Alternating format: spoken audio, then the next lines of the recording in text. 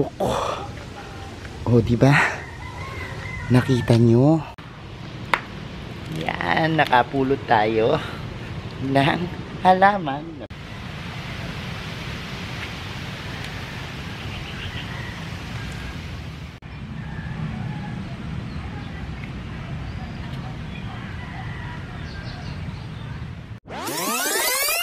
Hello everyone, this is Hermes now of Mini Dino Park and Eco Garden, and welcome back sa ating channel. And for today's video, kung naalala nyo, gumawa tayo ng greenhouse, no, doon sa gitna ng bukid. Napaka plain lang at laging maraming damo. Pero today, nag-iisip ako ng mga halamang itatanim ko doon. Pero today, ayokong gumastos ng bibili pa ng halaman kasi ang dami naman dito. Pupulutin lang natin, no? At ano kaya yung halaman na naiisip kong ilagay dyan? At ito yung unang-unang halaman na i-design ko dun sa paligid ng ating ginawang greenhouse dyan, ano? Kasi napaka-plain lang tingnan niya. And gusto ko sa susunod na mga panahon, maging lush yung mga plants doon, ano? At malalaman yan sa ating pagbalik. Kaya ako ready na kayo mga ka-MDP. Tutok lang po.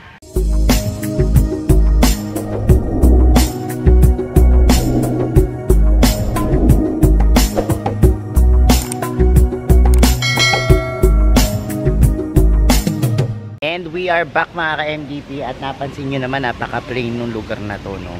Parang wala pang masyadong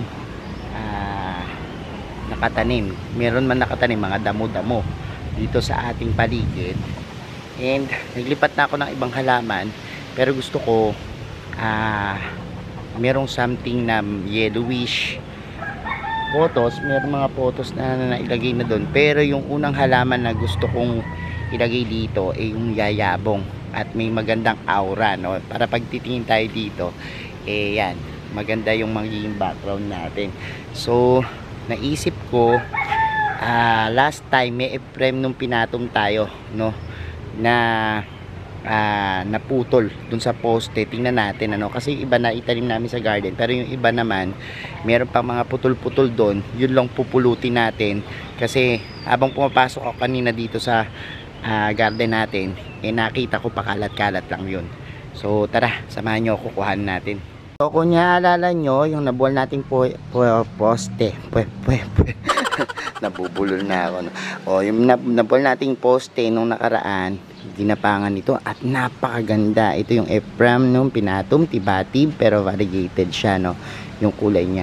Ang kagandahan dito kasi pag humapang to, kakaroon ng kakaibang touch, no? So ito yung gusto kong mailagay doon, ano. Kaya lang pwede naman tayong kumuha ng mga cuttings dyan, kaya lang siguro sa susunod na panahon na lang, kasi nakita ko naman meron kami ditong mga nakuha na mga ganyan, no, yung nasa poste before, yung mga nakaganitong mga woods doon. Parang feeling ko masasayang lang, maitatapon, ano. Kaya kuhanin natin kasi ang ganda ng mga kulay niya, no. Tingnan nyo sa mga garden namin, meron talagang mga ganyan. Ito, oh, look, ang ganda rin ng Ephraim ng pinatom na ito na nakalagay, ano. So mga photos, Ephraim pinatom, yan, magandang ilagay pang design kasi meron silang variegations dun sa mga dahon na nagbibigay ganda at kulay dun sa background kapag halimbawa nagbi-video tayo, no. So yun yung magandang pang background. So tara na, kung maalala nyo, yan, puro kung maalala nyo, no, dun sa mga nakasubaybay sa vlog ko, kasi sila yung mga nakakita ng mga nangyayari, no, dun sa garden natin. Ito yung bumagsak dati, mahaba na dyan yung Ephraim ng pinatom, pero ngayon ayan na. So yung naiwan doon sa taas ng puno, finally nakuha na at tinanggal na nung mga lineman nitong mga kable dito kasi nakasabit doon, ano, baka makadisgrasya. And ngayon nakita ko sila dito habang dumadaan ako. Ayan siya, oh, look,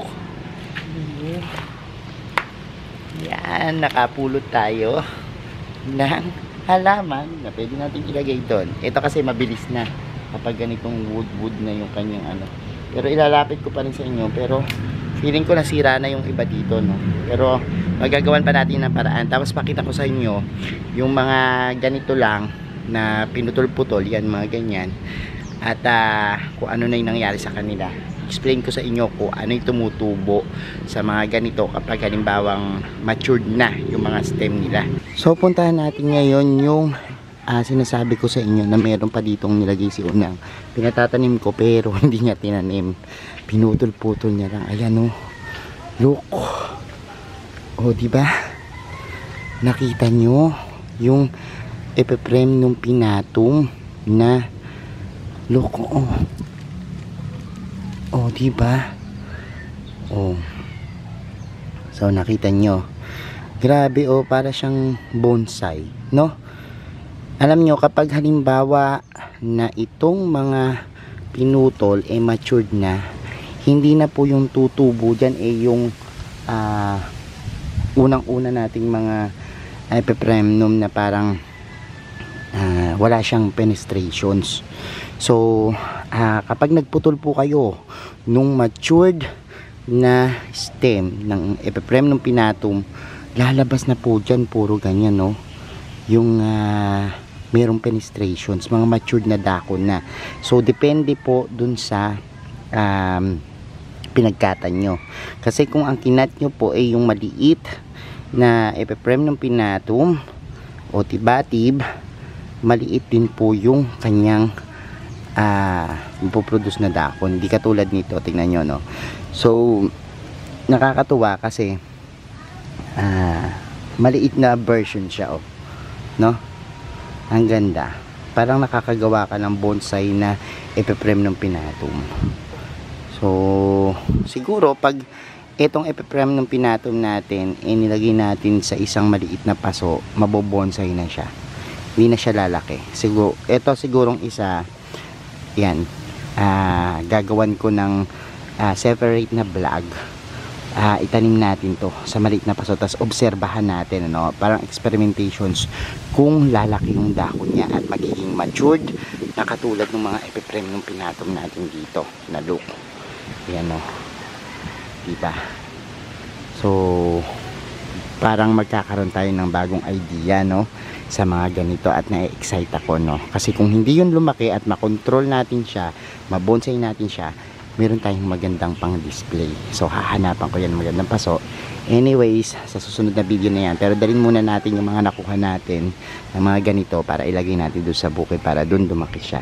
Okay, so ito na yung nakuha natin. Ang gagawin ko is kakapit ko lang to sa puno, kaya lang yung iba parang tingnan mo, may sira na kasi ito yung nandoon sa taas, no.